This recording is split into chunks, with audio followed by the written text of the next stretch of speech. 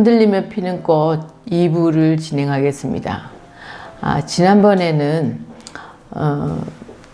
그 지영이에게 일어난 그 당시의 현실을 이야기했다 그러면 오늘 지금 할 부분에서는 지영이가 왜 자기의 그런 의식을 가지게 되었나, 이 부분을 추적하는 부분입니다. 그리고 이 이야기는 지영이의 이야기이지만 이 이야기를 끌고 나가는 화자라고 하는데요. 이야기를 끌고 나가는 사람 화자라고 하는데, 그 화자가 그 바로 이웃집에 아파트 앞집에 사는 형언이가 교수로 있는 형언이라는 사람이 지영이네랑 굉장히 친하고, 그리고 지영이네 아이인 미니를 좀 많이 돌봐주고, 그래서 굉장히 친한 관계로 그 형언이가 객관적으로 바라본 지영이와, 그리고 지영이 스스로가 생각하는 지영이, 그리고 그 딸인 미니가 주요 인물입니다. 물론 거기 남편도 나오고 친구도 나오지만 주요 인물은 세 인물로서 이야기가 진행된다는 것을 여러분이 염두에 두시고 책을 읽으실 때 읽으시면 됩니다. 그러면 2부 진행하겠습니다. 이 부분은 지영이가 그동안 입원했을 때의 그 충격으로 부분 기억 상실을 하고 난 뒤에 친정 가족을 기억하지 못하다 겨우 그 친구네 집에 가서 그 배의 사진을 보고 기억이 되살아나기 시작해서 인터넷을 통해서 자기 아버지 일을 알게 되면서 차츰 기억이 되돌아와서 어머니가 입원한 병원에 방문하는 부분입니다. 근데 어머님도 이러고 계셔서 서럽고 외로우신가 봐요. 주무시면서도 강아지 울음처럼 계속 끙끙 앓는 것처럼 울어요. 저는 버릇이 되어 그러려니 하는데 어떤 때는 옆 병실까지 들리는지 옆 병실 간병인이 기분 나쁜 울음소리라고 그쪽 보호자들이 질색을 한다고 병실을 바꿔달란다고 그러네요. 그렇다고 전들 어떻게 하겠어요? 의사들이 어떻게 할 수 있겠어요? 그래서 다른 병실로 그 사람들을 옮겨갔는데 또 다른 암 환자가 들어와 불면에 시달리는데 이상한 울음소리가 들린다고 잠을 한숨도 못 잤다고 그래요. 그렇지 않아도 의사 선생님들이 이번에 아버님 오시면 집으로 모시든지 해야겠다고 의논 드린다고 해요. 참 딱해요. 가족과 떨어져서 얼마나 외로우면 자신이 대놓고 울지 못하니 밤마다 그런 울음을 우는지 참 애처로워서 못 보겠어요. 신기하게도 아버님이나 오빠가 다녀가신 후 며칠간은 덜해요. 본인도 마음이 편하신가 봐요. 가족이라는 것이 뭔지. 하여튼 아무리 제가 옆에서 지키고 있어도 소용이 없다니까요. 이거는 이제 그 지영이 엄마 병원에 방문했을 때 그 간병인이 엄마의 그 동향을 이야기해 주는 부분이에요. 지영이가 그 본인이 그동안에는 자기 속에 억압되어 있는 어떤 것들을 알지 못하다가 차츰 그 강명호에 대한 어떤 진실을 알게 되면서 자기 자신이 억눌린 어떤 그 가부장적 이데올로기라는 것이 남자에게만 있는 것이 아니라 남자들이 이야기하는 그 이데올로기가 전이가 돼서 오랜 동안 습성화되어서 그런 것들이 여자에게도 억압되고 있다라는 부분을 이야기해 주고 있어요. 그래서 자기 자신의 잘못도 아니고 자기는 당당하게 살았고 자기는 아무런 컴플렉스도 없는 그 가족 때문에, 친정 때문에 항상 주눅이 들어서 스스로가 불안하고 스스로가 우울하게 살았다라는 것을 보여주는 부분입니다. 지금 이제 여기서는 아버지를 그동안에 아버지도 잘 결혼하고 난데 만나지 못하고 어머니도 제대로 못 만났는데 그 이후에 자기 자신으로 바로 설 수 있었기 때문에 이제 어머니도 받아들이고 아버지도 받아들이는 부분이에요. 고속터미널에서 점심을 먹고 택시를 타는 과정에서 느끼지 못했던 바닷가의 짠내음이 자신이 살았던 내 동네에 도착하자 지영이 코로 가슴으로 번져온다. 어릴 때 자신의 자장가가 되어준 멀리서 들려오는 것 같은 바다에 찰싹거리는 파도 소리에 벅찬 감격으로 온몸이 반응한다. 해저 터널을 지나는 자동차 갱음 소리와 사람들이 웅성거림까지 자신의 온몸으로 다가온다. 지영은 눈을 감는다. 지영이 잊었던 것은 이 고향의 냄새와 소리였다. 마치 강아지가 자신의 주인을 만나면 꼬리를 흔들듯이 이 통영의 모든 소리와 냄새에 지영이 몸이 확 열린다.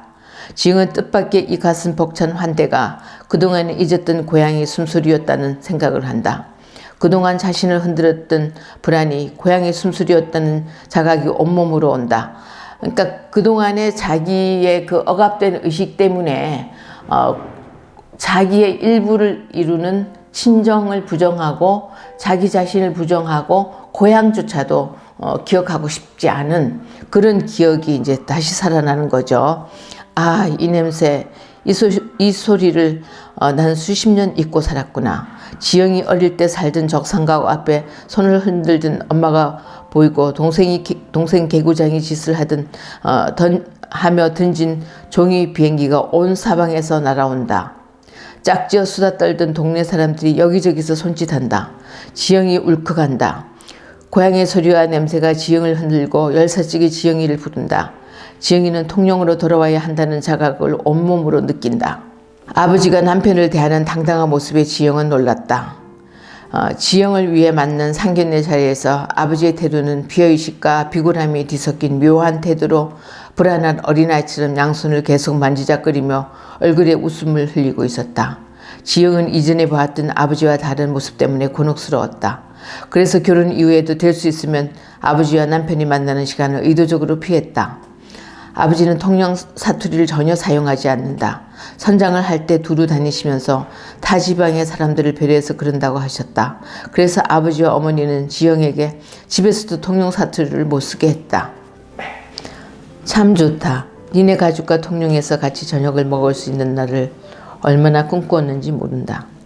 그런데 바쁜 너희들을 내려오려 할 수가 없었어. 민희는 조개구이는 먹을 수 있지? 이거 소라라는 것인데 너 소라는 알지? 그러면서 구운 소라를 젓갈로 집어서 민희에게 준다. 내 동화책에서 소라 껍데기에서 소리가 나는 이야기를 읽은 적이 있어요. 그래 바로 그 소라야. 한번 먹어봐. 자네들도 자. 한 잔씩 하고 소주잔에 하요를 따른다. 지영이 아버지 잔을 채웠다. 자 금배 정말 니네들과 이런 시간을 가진다는 게. 아버지가 울먹인다. 네, 저희가 진작 찾아뵀어야 하는데 정말 죄송합니다, 아버님. 아버님도 건강하게 활력 있게 보이세요. 그래, 흐흐흐. 남편도 밝고 자신이 찬 아버지의 모습을 감지한 듯 말한다. 지영은 멍게를 한 점 집었고 초고추장을 입었는다. 통영이 멍게는 오염이 안 된 한려수도에서 나오는 것이라 마음 놓고 먹어도 된단다. 어릴 때 지영이는 멍게 징그럽다고 안 먹더니. 그러게요. 통영을 떠난 후 통영이 그리워 멍게를 먹기 시작했어요. 웃기죠? 그동안 자네들한테는 미안해. 그게 아버지가 미안해할 일인가요? 그럼 나 때문이지. 너 어머니가 저렇게 된 것도 니네 오빠가 가출한 것도. 저 이번에 다 알고 왔어요. 아버님이 강명 87호 선장이셨던 것도요. 아니 어떻게 그것을 알게 돼서. 일부러 창피해서 말 안 했는데. 아버지는 그게 왜 창피한 일인가요? 나는 니네 엄마랑 오빠의 일이 큰 상처야. 나도 너한테 내세가 안 냈지만 집 떠나고 마음고생 얼마나 했니? 그게 다 나 때문 아니냐. 큰 접시에 가득한 회와 또 대형 랍스터가 담긴 다른 접시를 가지고 왔다. 사람들은 강명 87호가 30여 년 전에 일어난 일이니 다 지난 일이라고 말한다. 너도 생각해봐라. 어머니가 아직 병원에 누워있고 넌 오빠가 가출 이후 나한테 나타나지 않고 있어.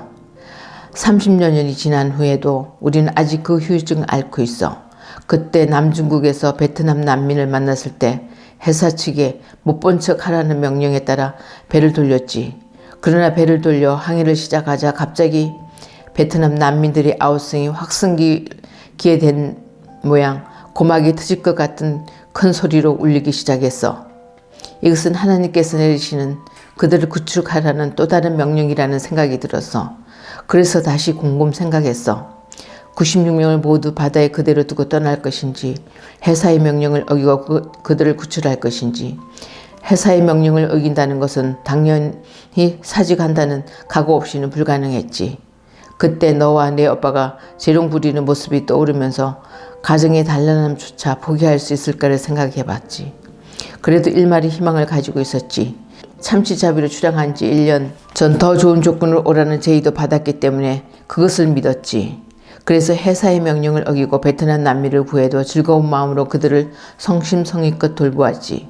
선원들이 쓰던 방들을 모두 비워 산모와 노약자에게 주고 선원들이 한 달 먹을 양식을 나누어주며 우리는 참 큰일을 한다는 뿌듯한 마음으로 그들과 하나 되어 어려운 가운데서도 이겨낼 수 있다는 믿음으로 견뎌나갔지. 먹을 양식이 다 떨어졌을 때는 잡은 참치로 요리를 해서 먹이고 선원들도 마치 천사처럼 그들을 돌봤지. 그러나 문제는 그들을 부산 난민 수용소에 내려난 이후 조사를 받기 위해 검찰과 경찰이 불려다녔고 부산에 도착하고 열흘이 지나도 통영에 올 수 없었지. 다들 마치 불어오는 사상을 가지고 그들을 의도적으로 도운 것처럼 신문할 때는 대한민국 국민의 한 사람이었지만 대한국민에는 내가 살고 있는 현실과 또 다른 현실이 있다는 것을 알지 못하는 바보라는 생각이 들었지. 그 이후 내가 어떤 발언을 해도 이미 나에 대한 시나리오는 짜여 있고 거기에서 벗어날 수 없겠다는 생각이 들었지. 그것은 조사가 다 끝난 다음 1년 전에 제의를 했던 또 다른 선박회사를 찾아가서 그 제의를 받아들이겠다고 하자 오히려 그쪽에서 당황하여 그때 일은 없었던 것처럼 하자며 딱 거절하는 것을 보고 또 재취업을 하기 위해 찾아가는 곳마다 묘한 이유를 갖다 대는 것을 보고 몸으로 그 현실을 경험했지. 그때서야 가장으로서 베트남 난민 구출이 얼마나 무모한 짓이었는가를 알게 되었지. 그 이후 나 스스로에게 몇 번씩 물었지. 이럴 줄 알았다면 구출을 하지 않았을까 하고. 그러나 그런 일이 또다시 일어난다 해도 똑같이 그렇게 할 수밖에 없다는 결론을 내렸지. 가족에게는 미안하고 벗어날 수 없는 죄인이라고 알고 있지. 그런데 문제는 강명 87호 선주가 괘씸하게 악덕 기업자처럼 여겨지다가 그 이후 재취업운동으로 하러 다니다가 그것이 단지 강명 87호 선주만의 생각이 아니라는 깨달음이 들었어. 정부가 베트남에서 패망한 미국의 눈치를 보느라고 베트남 난민을 구출한 것을 컨제라도 지은 것처럼 한 사람을 박살낸 것이지. 그런데 더더구나 기가 막힌 것은 10년 전 베트남 난민 중에서 날 잊지 못해 수소문하여 찾아내 결국 날 미국으로 초청한 사람의 이야기로는 부산 난민 수용소를 떠나 미국에 갔을 때는 베트남 난민들이 미국 정부로부터 좋은 대우를 받고 거기서 쉽게 정착했다는 거야. 이제 아버지와의 관계를 떠나서 남편이 그동안에 지영을 어떻게 생각해왔나 그 부분에 대해서 지영의 관계에 대해서 지금 생각은 그동안 당신과 결혼을 했지만 당신은 긴 그림자를 어디 두고 온 것처럼 흔들리는 당신을 보는 게 불안했어. 그동안 말은 하지 않았지만 당신이 악몽을 꾸면서 내는 흐느낌 때문에 잠을 깬 적이 몇 번 있었거든. 그런데 당신이 의식을 잃고 병원에 입원했을 때 올 것이 왔다는 생각이 들었어. 근데 오늘 당신과 아버지가 당신 어릴 때부터 모든 이야기를 하는 것을 듣고야 당신이 이제 온전히 내 사람이 된 것 같아. 그리고 놀라운 사실은 그동안 당신이 무엇을 하겠다고 완강한 뜻을 밝힌 적이 없었는데 오늘 나한테 물어보지도 않고 통영으로 발령받아 오겠다는 말을 듣고 한편으로는 충격적이었지. 이제는 당신은 불안하지는 않을 것이며 나를 떨쳐내고라도 잘 살아야겠다는 생각이 들더라. 사실 그동안 처음 만난 당신을 보았을 때 보여줬던 놀라웠던 날카로운 예지는 사라지고 우리 부모님한테에게로 저자세로 나가는 것을 보고 안타까웠거든. 저도 여기 통영 오기 전까지는 아버지 파산으로 인한 가족의 해체 등 우울한 일들이 저희 의식을 흔들고 있다고 생각했어요.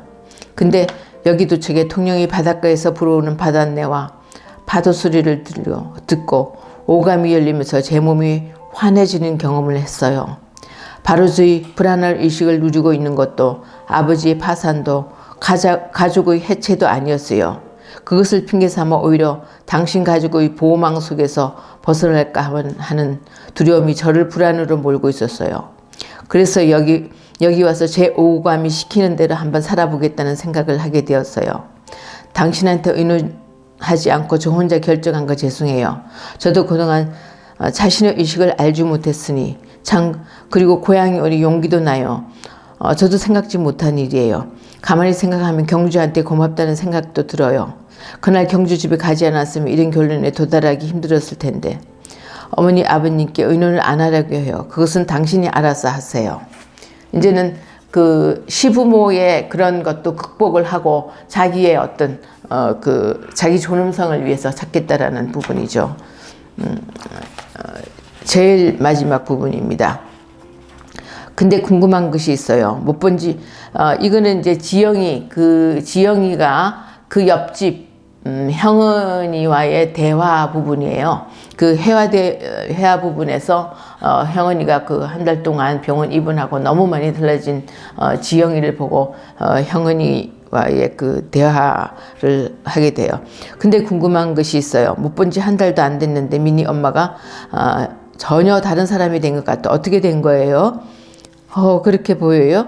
그동안 세상 사람들이 잘못된 인식 속에서 저도 길들여 있었던 것 같아요. 제가 병원에 입원한 이후 저희 시댁을 방문했을 때 큰 충격을 받은 것 같아요. 보통 때도 저에게 시어머니가 차게 군다는 것은 알았지만 노골적은 아니어서 성격이 차가운 분인가 생각했어요. 근데 그날 노골적으로 저를 냉대하는데 제가 화가 나서 견디기 힘들었어요. 돌아오는 길에 예진이 엄마라는 친구에게서 전화가 와 자기네 집에서 술 한잔하고 하자고 해서 갔다가 강명 87호를 보게 되고 그리고 그 이후 너무나 많은 것을 생각하게 되었어요. 저는 그동안 저희 시아버지가 대법관이었다는 것과 그리고 아들이 결혼하자 큰 집을 사서 독립을 시키는 재력에 눌려온 것 같아요. 반대로 전 혼수라고는 몸 하나 가져온 것밖에 없고 오빠 때문에 마이너스 통장까지 쓴 빚더미, 거기다 의식이 없는 어머니, 아버지의 무능력 이런 것들이 저의 정체성을 이루는 것이었죠.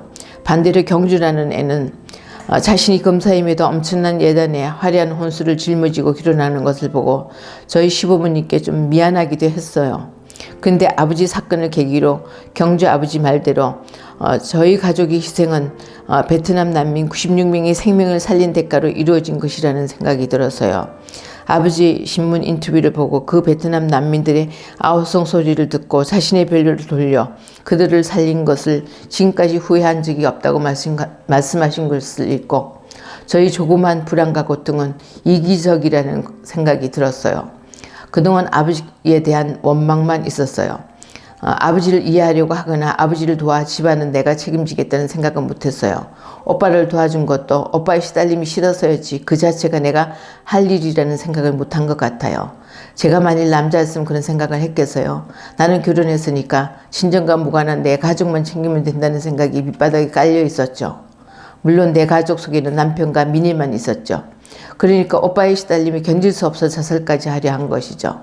그런 잘못된 생각이 나의 불안을 만들고 정체성이 되면서 악몽을 꾸어온 거예요.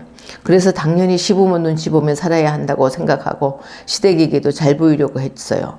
근데 생각을 바꾸니까 제가 그동안 노심초사했던 게 아무런 문제가 안 되더라고요. 그런데 통영을 갔더니 저희 몸과 마음이 확 열리면서 저 자신에 대한 확신이 생기는 거예요. 그동안 너는 잘 살아왔다. 잘 살아갈 수 있다. 그래서 통영에 와서 한번 살자 하고 남편한테 동의를 얻고 결행하기로 했어요. 오늘 부장판사 만나는 것도 그 이야기를 하려고요. 대단한 결심이네요. 그럼 집은 팔 거예요? 아니에요. 이번에 왜 사람들이 강남 하는가를 빼저리게 느꼈어요. 통영의 집을 알아보니 전셋값으로 통영에 마음에 드는 집 사고도 남더라고요.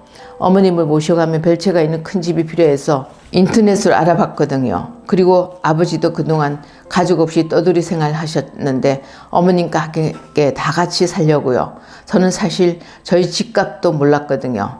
오빠는 어떻게 하려고요? 엄마를 모셔가면 오빠도 당연히 따라와요. 거기서 정착하면서 본인이 하고 싶은 일 하도록 도와줘야죠. 마침 아버지가 살던 집을 정리한 돈 2억 정도 오빠 몫으로 저축해 놓았었다니까요.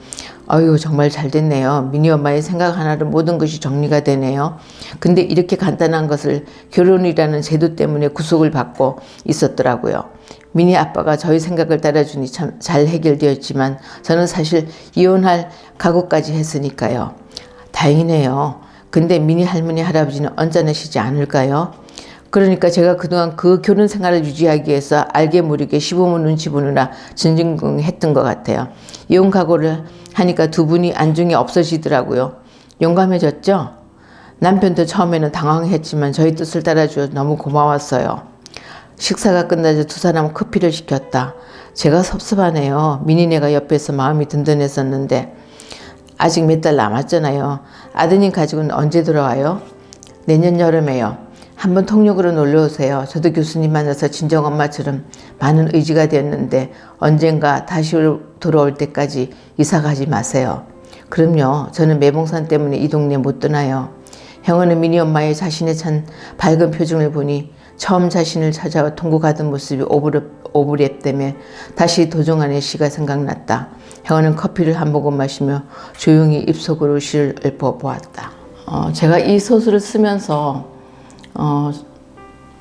생각한 거는 일단 이제 그 전재용 선장의 이야기를 어떻게 많은 사람들에게 전달해 줄까, 이 고민과 그리고 대한민국의 한 여성으로서 일상이 어떻게 직조되어 있는가, 그 부분을 집중적으로 좀 이야기를 서사를 풀어 나가고 싶었어요.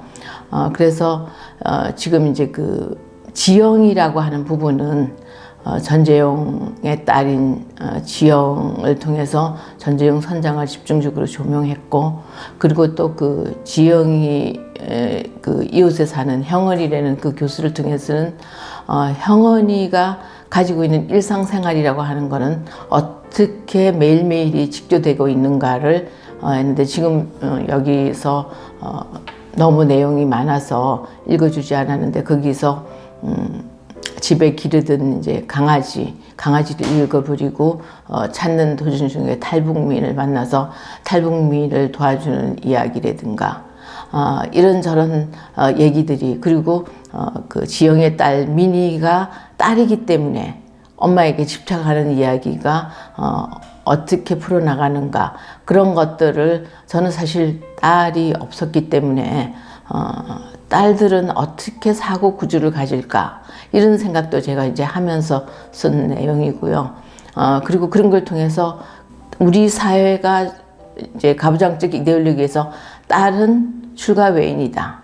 그리고 친정은 출가 외인이기 때문에 돌보지 않아도 된다라는 이제 이런 많은 오래된 이제 사고 구조 때문에 저희가 딸들은 친정의 어려움에 대해서 도피하려고 하고, 그리고 피하려고 하는 그런 의식이 있는데, 그것도 좀 이 지영이를 통해서 보여주고 싶어서, 사실 지영이네 집에는 엄마가 병원에 입원해 있고 오빠가 가출해서 제대로 교육을 받지 않았기 때문에 취직이 굉장히 힘든 상태에 있었기 때문에 가족을, 친정을 제대로 일으킬 수 있는 사람은 지영이밖에 없었음에도 불구하고 지영은 그런 친정 가족 자체를 자기가 돌봐야 한다는 생각을 전혀 못한 것이고, 그것이 자기 돌보지 못한 것으로 끝나는 것이 아니라 자기를 억압하는 하나의 어떤 불안 형태로 나타나는 거죠. 그래서